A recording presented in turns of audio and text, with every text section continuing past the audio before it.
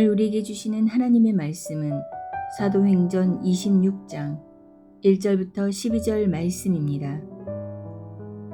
아그리빠가 바울에게 이르되 너를 위하여 말하기를 내게 허락하노라 하니, 이에 바울이 손을 들어 변명하되 아그리빠 왕이여, 유대인이 고발하는 모든 일을 오늘 당신 앞에서 변명하게 된 것을 다행히 여기나이다. 특히 당신이 유대인의 모든 풍속과 문제를 아심이니이다. 그러므로 내 말을 너그러이 들으시기를 바라나이다.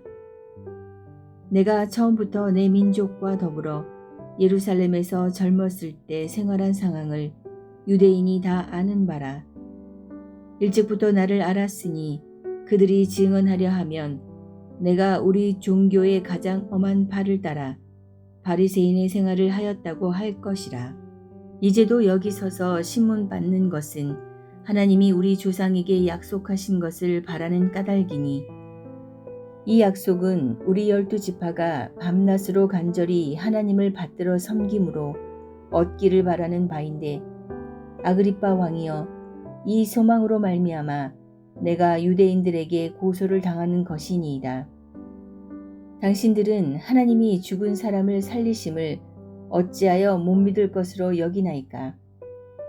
나도 나사렛 예수의 이름을 대적하여 많은 일을 행하여야 될 줄 스스로 생각하고 예루살렘에서 이런 일을 행하여 대제사장들에게서 권한을 받아가지고 많은 성도를 옥에 가두며 또 죽일 때에 내가 찬성 투표를 하였고, 또 모든 회당에서 여러 번 형벌하여 강제로 모독하는 말을 하게 하고 그들에 대하여 심히 격분하여 외국 성에까지 가서 박해하였고, 그 일로 대제사장들의 권한과 위임을 받고 다메섹으로 갔나이다.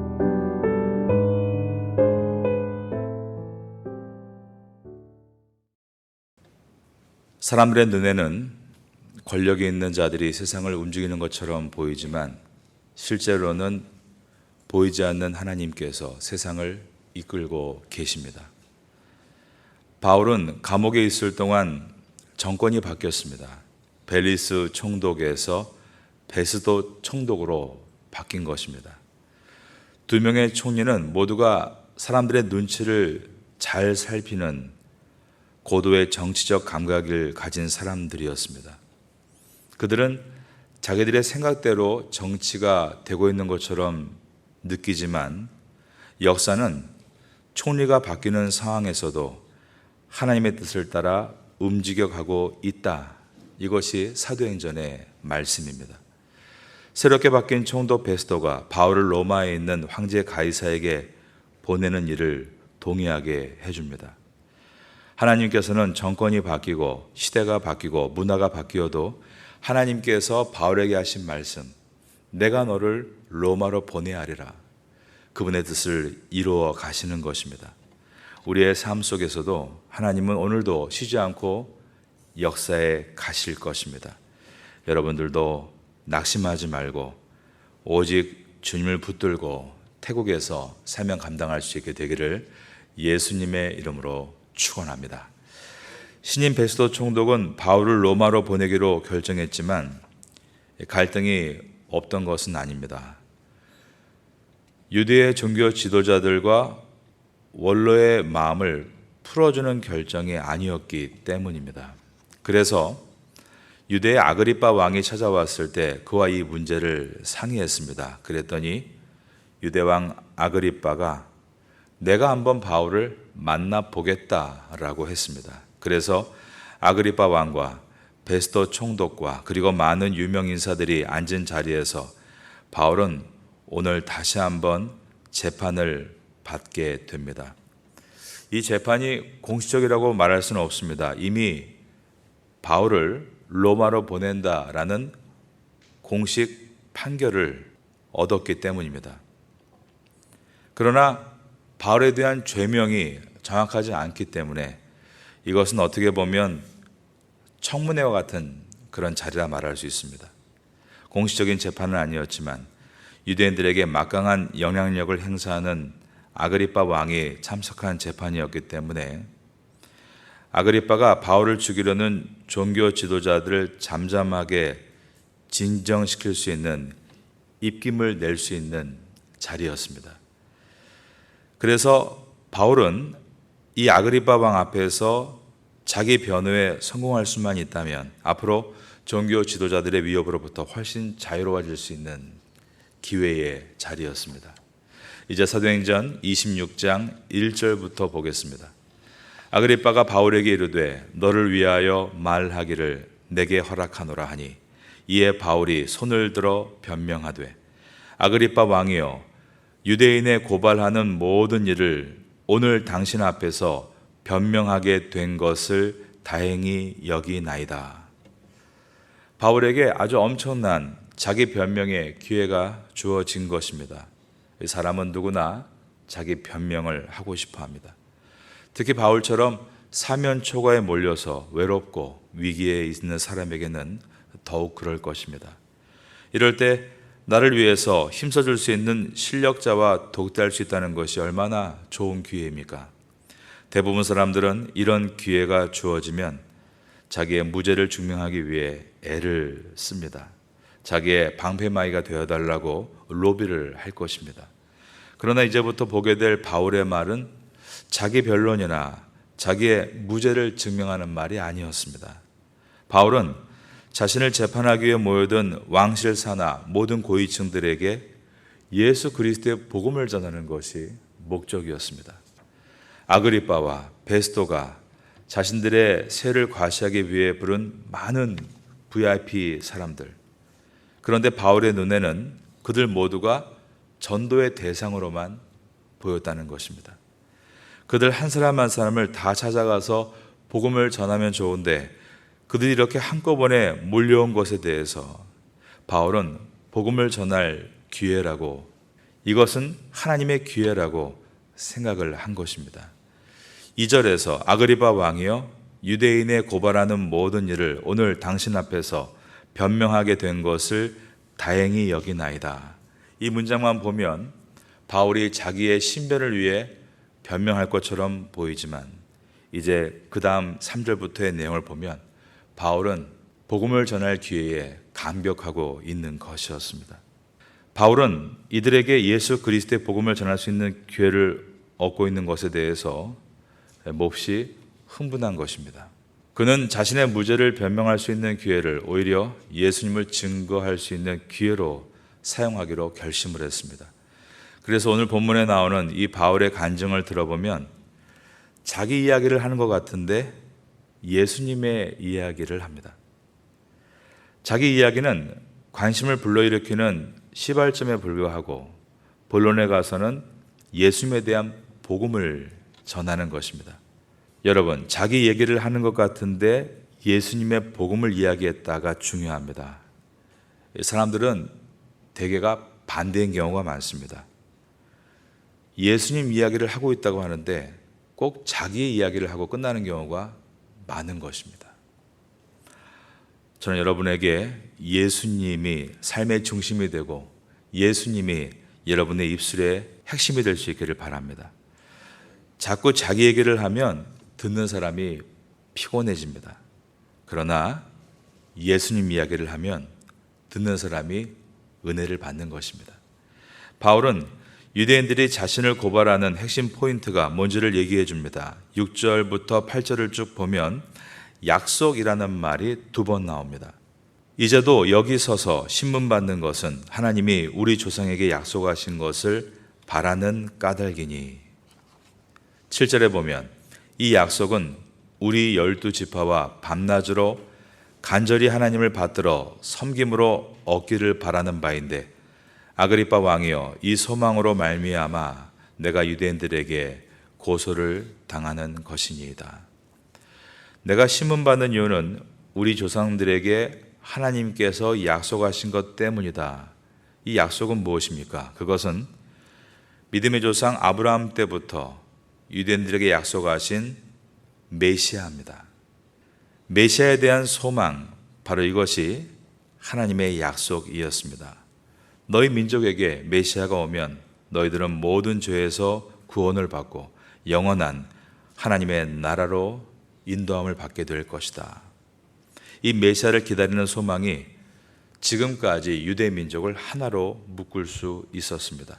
어떤 역경과 궁핍과 포로 생활 가운데도 그들이 절망하지 않고 하나로 묶였던 이유는 메시아 사상 때문이었습니다. 그런데 정작 그 메시아께서 십자가에 오르시는 예수라고 말하니까 유대인들은 그 순간 믿지를 않았습니다.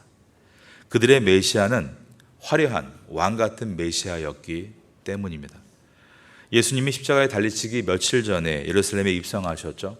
그때는 모두가 손에 종려가지를 들고 겉옷을 바닥에 깔면서 호산나 다윗의 자손이여 하며 열렬히 예수님을 메시아로 환영했습니다. 그러나 예수님이 왕이 되시기에 예루살렘에 입성하신 것이 아니라 예수님은 온 인류를 대신해 어린 양으로 십자가에 죽기 위해 오신 메시아이신 것을 보자 그들은 예수님 메시아라고 믿지를 않은 것입니다. 그 다음부터 일대 혼란이 일어났습니다. 예수님의 죽음과 그 후에 예수님의 부활을 목격한 제자들이 예수님께서 살아나셨다고 선포하고 다녔기 때문입니다. 그토록 겁이 많았던 제자들이 죽음을 두려워하지 않고 선포하는데 그 선포를 듣고 수많은 사람들이 기독교인이 되는 것이었습니다. 그리고 사도들이 전하는 복음의 내용 가운데 그토록 자기들이 멸시했던 이방인들도 예수님을 믿고 구원을 받을 수 있다라고 하자 유대인들은 더 큰 충격과 분노에 휩싸입니다. 왜냐하면 자신들만이 선민이다라고 생각했기 때문입니다. 이방인도 하나님의 은총을 받고 구원을 얻을 수 있다는 복음의 메시지는 그들이 가진 유대교의 근간을 흔드는 충격적인 도전으로 받아들여진 것입니다. 사도 바울은 말합니다. 8절입니다. 당신들은 하나님이 죽은 사람을 살리심을 어찌하여 못 믿을 것으로 여기시나이까? 예수님께서 십자가에 죽으시고 부활하셔서 모든 성도의 부활의 첫 열매가 되셨습니다. 그 복음을 전하는 것에 대해서 유대인들은 믿지 않았습니다. 어찌하여 부활을 믿지 않는가라는 질문입니다. 믿기가 어려웠을 겁니다. 믿음이란 지성으로 얻는 것이 아니기 때문입니다. 바울도 그가 가진 지성이 오히려 예수님을 믿는 것을 방해하지 않았습니까? 그는 자기의 옛사람의 모습을 이제 간증하기 시작합니다. 사도행전에서 벌써 몇 번째 나오는 바울의 간증입니다. 바울은 자기가 어떤 사람이었는가를 먼저 짧게 말하는데 첫째는 자기가 바리새파 사람이다, 즉 율법주의자였다라고 말을 합니다. 4절부터 보겠습니다. 내가 처음부터 내 민족과 더불어 예루살렘에서 젊었을 때 생활한 상황을 유대인이 다 아는 바라. 일찍부터 나를 알았으니 그들이 증언하려 하면 내가 우리 종교의 가장 엄한 팔을 따라 바리새인의 생활을 하였다고 할 것이라. 이 바리새파 사람들은 전체 유대인 가운데 약 5천 명 정도 밖에 안 되는 철저한 분리주의자들이었습니다.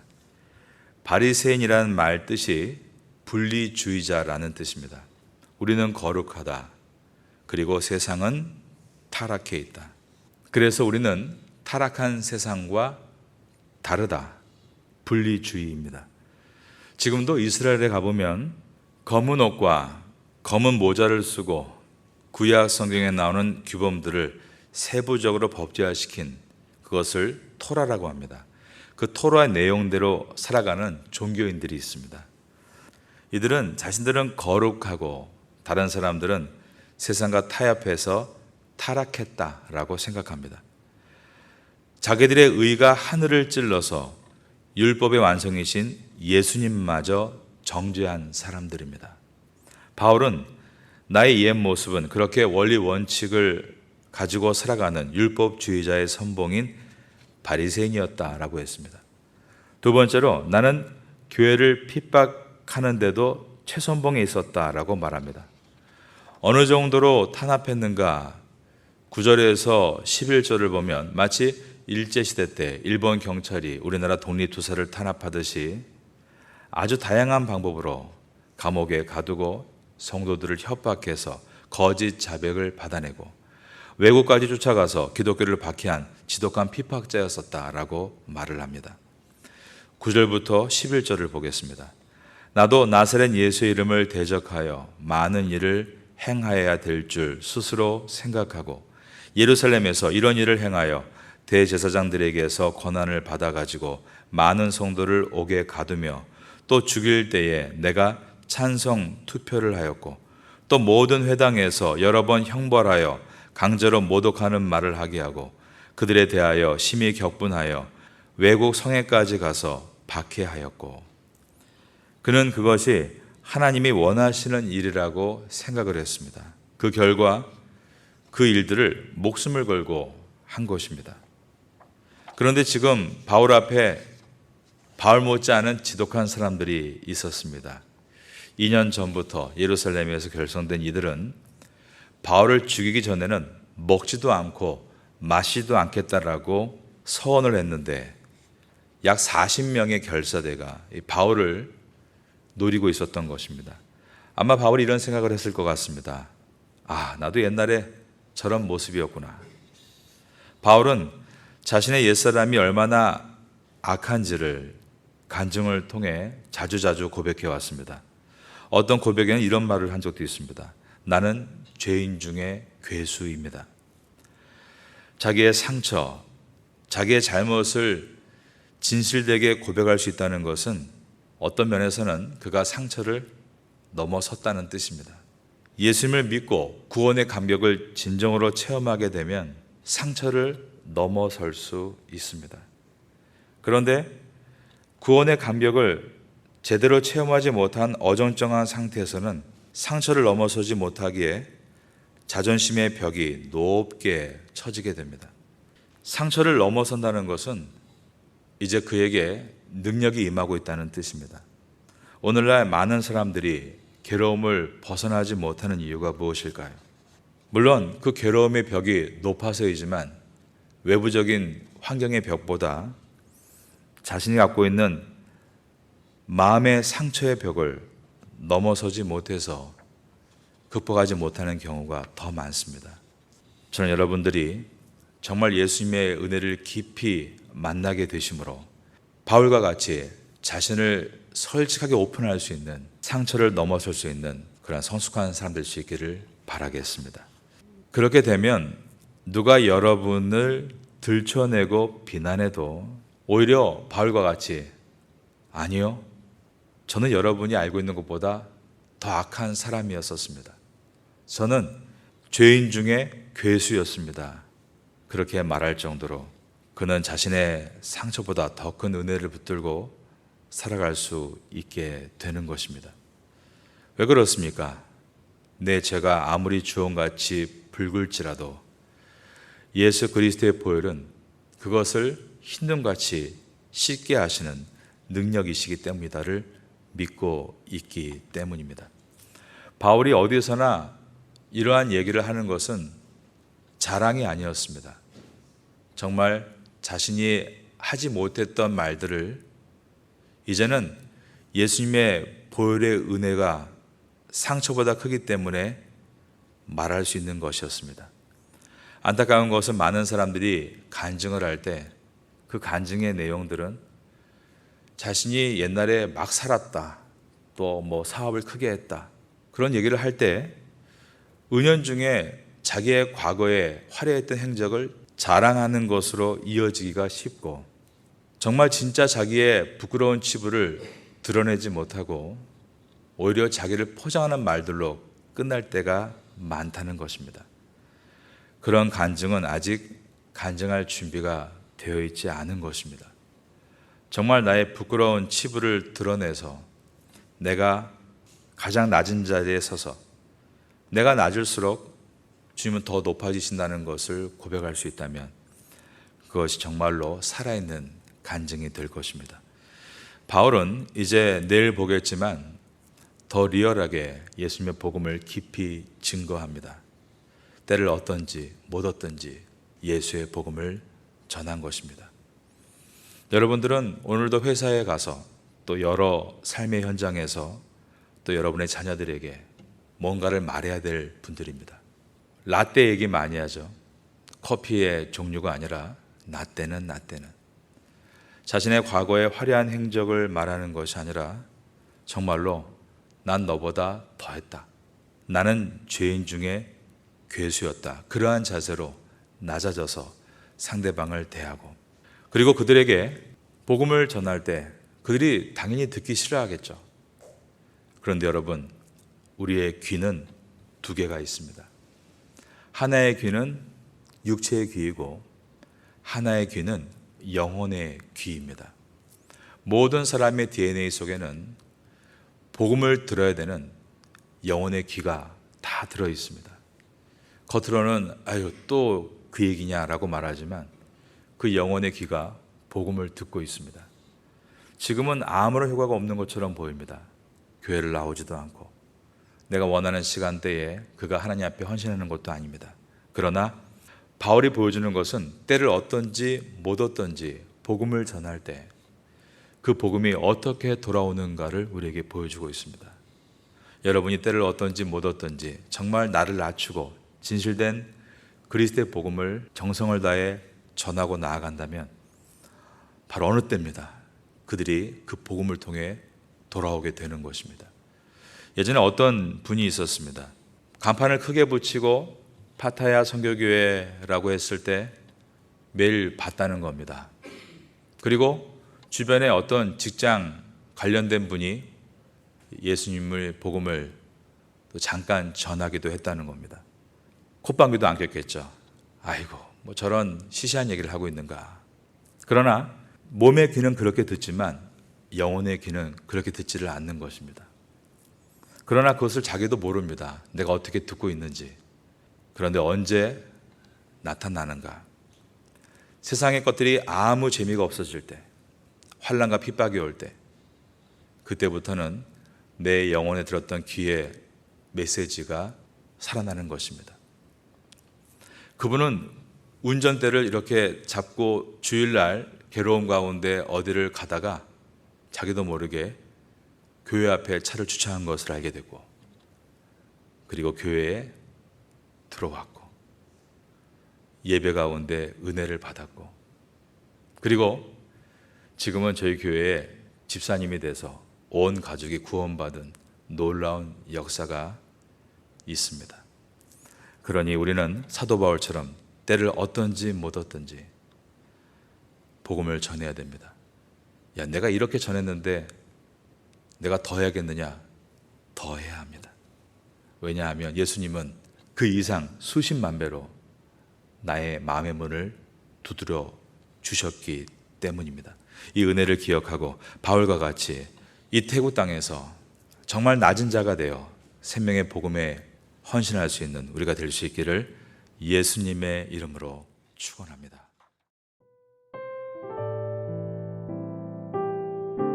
지금은 함께 기도하는 시간입니다. 8월의 공동 기도 제목은 첫째, 하반기 새롭게 시작하는 각 교구 구역 예배를 위해.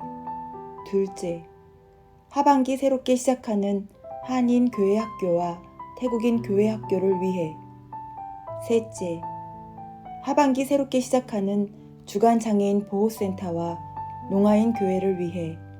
넷째, 각 사역팀들마다 귀한 일꾼들이 자원하도록 말씀을 붙잡고 기도하는 귀한 시간 되시기를 소망합니다.